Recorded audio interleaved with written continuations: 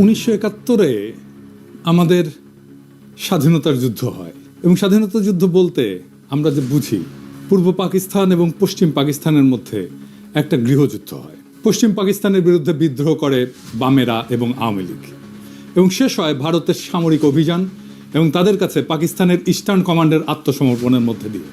এই বিদ্রোহের নেপথ্যে আওয়ামী লীগ যেই মূল বয়ান তৈরি করছে সেটা হইতেছে পাকিস্তান সরকার পূর্ব বাংলার প্রতি অর্থনৈতিক বৈষম্য করছে এবং শোষণ করছে। এই বয়ানের মূল বক্তব্য হচ্ছে তারা বলতে চায় পূর্ব পাকিস্তান পাকিস্তানের মেজরিটি প্রদেশ, এখানে দেশের 56% জনগণ বাস করে, অথচ পাকিস্তান সরকারের রাজস্বের সিংহভাগ পশ্চিম পাকিস্তানে ব্যয় করে। সেই টাকার অধিকাংশ আসে পূর্ব পাকিস্তান থেকে। পূর্ব পাকিস্তানে কামানো এই টাকা দিয়ে পশ্চিম পাকিস্তানের শাসক গোষ্ঠী নিজেদের এলাকার ব্যাপক উন্নয়ন করে।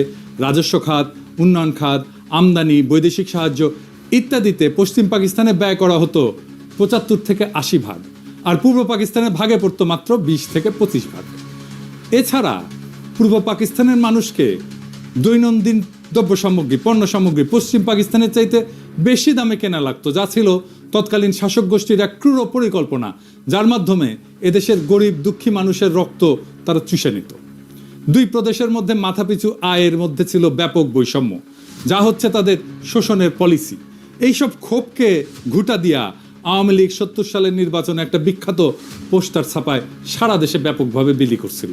পোস্টারটার শিরোনাম ছিল সোনার বাংলা শ্মশান কেন। কি ছিল সেই পোস্টারে? সেই পোস্টারে দেখানো হয়েছে যে বৈষম্য। রাজস্ব খাতে বাংলাদেশ 1500 কোটি টাকা ব্যয় হয়, পশ্চিম পাকিস্তানে 5000 কোটি টাকা ব্যয় হয়। উন্নয়ন খাতে ব্যয় হয় বাংলাদেশে 3000 কোটি টাকা, পশ্চিম পাকিস্তানে 6000 কোটি টাকা।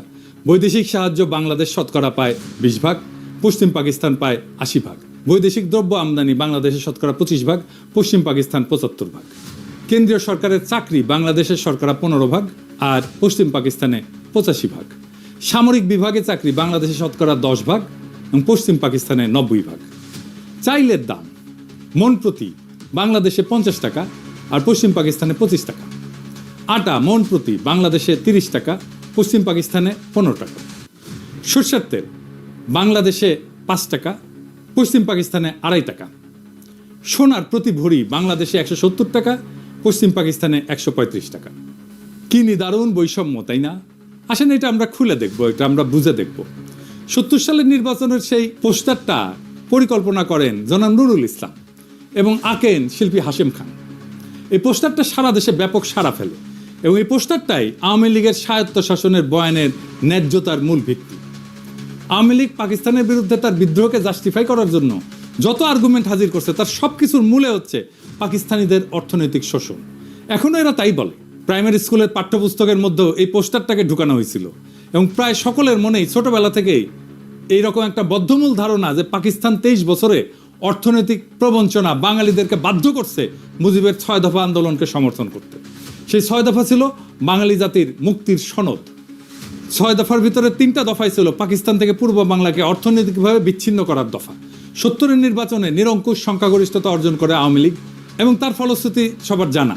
60-এর দশকের শেষ দিকে পূর্ব বাংলার পত্রপত্রিকা ঘাটলেও এই অর্থনৈতিক শোষণ এবং বৈষম্যের বয়ানটাই মূল থিম হিসেবে লক্ষ্য করা যায়। যে কোনো বাংলাদেশিকে যদি আজকে জিজ্ঞেস করা হয় যে পাকিস্তানের বিরুদ্ধে বিদ্রোহ করার প্রধান যৌক্তিকতা কি, সে উত্তর দেয় পাকিস্তানিদের অর্থনৈতিক শোষণ। এর মানে আওয়ামী লীগের তৈরি করা বয়ান একদম শেকড় গেড়ে বসছে এদেশের বুকে। কারণ আওয়ামী লীগ যে ভুয়া অর্থনৈতিক বয়ান তৈরিতে পারদর্শী তাই প্রজন্মকে চোখে আঙুল দিয়ে দেখায় দেওয়া লাগবে না।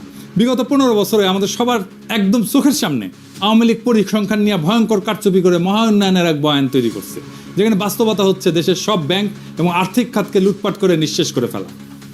কিছুদিন আগে বাণিজ্য উপদেষ্টা বলছে যে সব মিথ্যা পরিসংখ্যান দেওয়া হতো জিডিপি সহ। এটা এমন না যে এখন বলা হচ্ছে, হাসিনার আমলেও পত্রিকা মিথ্যা পরিসংখ্যান নিয়ে লিখত। জিয়া হাসান একটা বই লিখছিল উন্নয়ন বিভ্রম নামে, কিভাবে মিথ্যা পরিসংখ্যান দিয়ে উন্নয়নের বয়ান তৈরি করা হতো।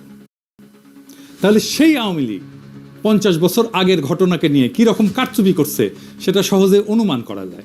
আমরা অনুমান করব না, আমরা তথ্য দিয়ে দেখব। আমরা আজকে আওয়ামী লীগের এই বয়ানকে তৎকালীন বাস্তবতার আলোকে পরীক্ষা করে দেখব যে এই অভিশপ্ত দলটা সেখানেও কি রকম কারচুপি করছিল। তৎকালীন পাকিস্তানের আর্কাইভ ঘেঁটে আমরা যাবতীয় প্রাসঙ্গিক ডকুমেন্ট জোগাড় করছি এবং বলাই বাহুল্য আওয়ামী লীগ এবং তাদের পোষা অর্থনীতিবিদরা নুরুল ইসলাম, রেহমান সোবহান ভয়াবহ জালিয়াতি করছে এই পোস্টার তৈরি করতে এবং ম্যানিফেস্টো তৈরি করতে। সেই নিয়ে বিস্তারিত আলোচনার আগে এদের আসল চরিত্র এবং এদের উদ্দেশ্য সম্পর্কে একটু আলোকপাত করা দরকার। মেজর ডালিমের একটা বই, যা দেখেছি, যা বুঝেছি, যা করেছি, ওইখান থেকে বলতেছি। ভারতে থাকতে উনি বলতেছেন, বিভিন্ন মহলে তখন ভবিষ্যৎ বাংলাদেশের রাষ্ট্রনীতি, অর্থনীতি, প্রশাসন প্রভৃতি বিষয়ে আলোচনার ঝড় বয়ে যাচ্ছে। একদিন এক সামাজিক অনুষ্ঠানে সরকারের এক অর্থনৈতিক উপদেষ্টা বললেন, স্বাধীন বাংলাদেশের ইকোনমিক ভায়াবিলিটি তেমন একটা নাই, মানে এটা অর্থনৈতিকভাবে এটা সফল হবে না। তার এই ধরনের বক্তব্যে অবাক করেছিল অনেককেই। প্রশ্ন করা হয়েছিল, স্বাধীন বাংলাদেশের ইকোনমিক ভায়াবিলিটি যদি নাই থাকে, তবে আপনারা 6 দফা প্রণয়ন করে জনগণকে উস্কে দিয়েছিলেন কেন? কেন বলেছিলেন পাকিস্তানের শোষণের হাত থেকে পূর্ব পাকিস্তানকে স্বাধীন করতে পারলেই সোনার বাংলা কায়েম হবে? তাহলে কি আপনাদের এই সমস্ত প্রচারণা ছিল মিথ্যে? জনগণকে ধোঁকা দিয়ে পাকিস্তানকে শুধুমাত্র দ্বিখণ্ডিত করার এক কূটকৌশল মাত্র? এই সমস্ত মৌলিক প্রশ্নের জবাব উক্ত বিশারদ সেদিন দিতে পারেননি। অত্যন্ত বিব্রতকর অবস্থায় কেটে পড়ে নিজেকে বাঁচিয়েছিলেন বিড়ম্বনার হাত থেকে। ঠিক একইভাবে আরেকদিন এক ঘরোয়া পরিবেশে কিছু বাঙালি জনাব ডিপি ধরকে ভবিষ্যৎ স্বাধীন বাংলাদেশের অর্থনীতি, শিল্পনীতি কী ধরনের হওয়া উচিত জানতে চাইলে তিনি জবাব দিয়েছিলেন ইংরেজিতে। কিন্তু বাংলায় এটা বোঝা যায় যে তোমাদের এসব নিয়ে কথাবার্তা বলার দরকার নাই, তুমি শুধু ফসল ফলাও, ধান ফলাও, বাকিগুলো আমরা দেখব।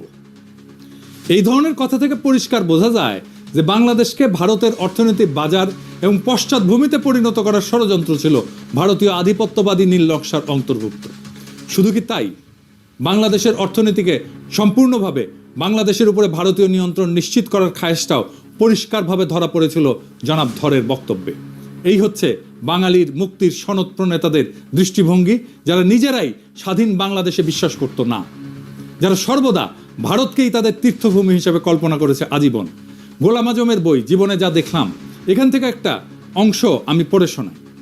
উনি 69 সালে আইয়ুব খানের সাথে সমস্ত রাজনৈতিক দলের গোলটেবিল বৈঠকে অংশ নেওয়ার পর পশ্চিম পাকিস্তান থেকে পূর্ব পাকিস্তানে ফিরতেছিলেন। তখন প্লেনে এক ব্যক্তির সাথে ওনার কথা হয়। একজন 6 দফা প্রণেতার দাবি, গোলটেবিল বৈঠক ব্যর্থ পরিণতির পর থেকে করাচি থেকে ঢাকা ফিরে আসার পথে বিমানে এক ভদ্রলোকের অত্যন্ত আগ্রহ ও উৎসাহ নিয়ে আমার সাথে হাত মিলালেন। আমি তাকে চিনলাম না। আমার পাশের আসনে বসা ভদ্রলোক অনুরোধ করে তার আসনে নিয়ে বসালেন এবং তিনি এসে আমার পাশে বসলেন। আমি বিস্মিত হয়ে তার পরিচয় জানতে চাইলাম। ধারণা করেছিলাম আদর্শিক দিক থেকে নিকটবর্তী হবেন, তাই আমার সাথে ঘনিষ্ঠ আলাপ করতে চান। অচিরেই টের পেলাম যে তিনি সম্পূর্ণ বিরোধী ক্যাম্পের লোক। গোলটেবিল বৈঠক ব্যর্থ হওয়ার পরে যারা বিজয়ীর গৌরব বোধ করছেন, তিনি তাদেরই একজন। পরাজিত প্রতিপক্ষের একজন প্রতিনিধিকে পেয়ে তিনি বিজয় উৎসবের অংশ হিসেবে ভ্রান্ত পথ ত্যাগ করার উপদেশ দিতে চেয়েছেন। পরিচয় নিয়ে জানলাম তিনি একজন সিএসপি উচ্চ কর্মকর্তা, ইসলামাবাদে কর্মরত আছেন, ছুটিতে দেশের বাড়িতে যাচ্ছেন। নাম ডক্টর আব্দুস সাত্তার। আমাকে তিনি খুব ভালো করেই চেনেন বলে জানলেন। যারা রাজনীতি করেন তারা লেখাপড়ার চর্চা কমই করেন, আমি এর ব্যতিক্রম বলে আমাকে শ্রদ্ধা করেন বলেও উল্লেখ করলেন। আমার সাথে আলোচনার সুযোগ পেয়ে তিনি খুবই খুশি হয়েছেন বলেও জানিয়েছিলেন। এভাবে কতক সৌজন্যমূলক কথা বলে তিনি বক্তব্য শুরু করলেন। আপনারা 6 দফাকে সঠিকভাবে বিবেচনা করলেন না, এটাকে শেখ মুজিবের হঠকারী রাজনৈতিক প্রস্তাব মনে করে হয়তো এটার যথার্থ মূল্যায়ন করতে পারেননি। এটা শেখ মুজিবের মাধ্যমে পেশ করা হয়েছে বটে, কিন্তু এর প্রণেতা 18 জন পিএইচডি, এর মধ্যে বিভিন্ন বিশ্ববিদ্যালয়ের প্রফেসর এবং সরকারি বেসরকারি উচ্চপদস্থ ব্যক্তিত্ব রয়েছেন। এটা অত্যন্ত সুচিন্তিত এবং সুপরিকল্পিত ফর্মুলা, যা 8 কোটি বাঙালির ভাগ্যের দ্রুত পরিবর্তন করবে। আমি জিজ্ঞেস করলাম, ওই 18 জন পিএইচডির মধ্যে আপনি নিশ্চয়ই অন্যতম? তিনি জোশের সাথে দাবি করলেন যে তিনিও এই সংগঠকদের একজন। আমি জানতে চাইলাম, এই 18 জনের সবাই কি বাঙালি? তিনি আরও উৎসাহের সাথে বললেন যে তারা সবাই বাঙালি জাতীয়তার বিশ্বাসী।